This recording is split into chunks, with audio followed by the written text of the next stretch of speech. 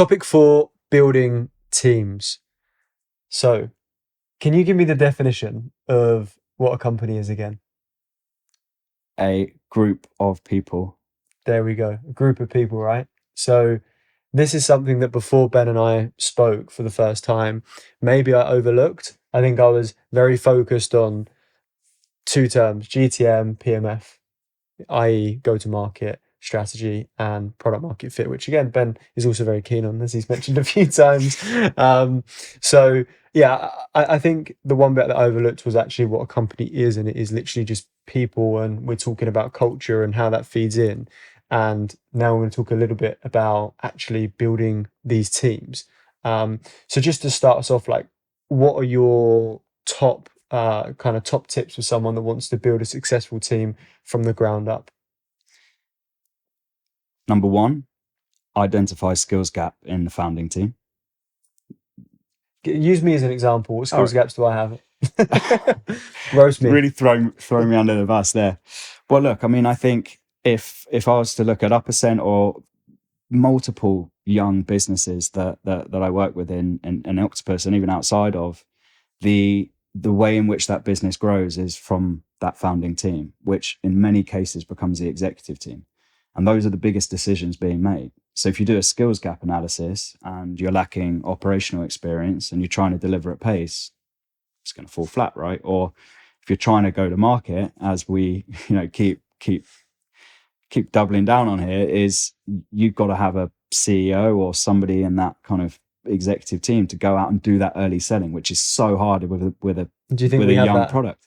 I think you're doing right. I think you're doing right. And so, yeah, for me, whenever I go into a business that's sort of pre-seed and seed stage, I'd look at the sort of skills in the executive team, and I try and cover them off to make sure that the biggest decisions early, those foundational decisions, are being made from experience and from that understanding that looking around corners and the failures that you can have, you get ahead of those curves. And then from there, you build teams based on other sort of core components like your go-to-market, your product market fit, and you build them in ratios that are sustainable and in many cases lean, obviously, early. But we can talk more about that latter part and how you sort of build teams at what sequencing and at what size and why. Yeah, so basically you said that operationally, not my strong point, or might not be my strong point. Go to market, I think you read maybe between okay. the lines there a little bit. That's not That's quite. that's what you got. That's what Okay, I heard. fair Let us know what you heard, but I did feel, yeah, there was a nice balance. There was a dig, and then there was a compliment. The slap and cuddle, I call it. As that is slap and cuddle, so I Yeah. appreciate that. Anyway, building a team, big part of that hiring. Best way to hire people, best practices for hiring. Yeah, give us some wisdom. Yeah, so we look at it as an employer brand. So obviously you've got your brand in what it is that you're developing as a product or a service. And especially in your market for Uppercent, where it's very consumer driven and can become very popular very quickly, the employer brand's a different thing. That is, how do I determine your business as a place to work? And so to set that up for success, we fall back to those values again, right? How are people talking about what it is like to work for you?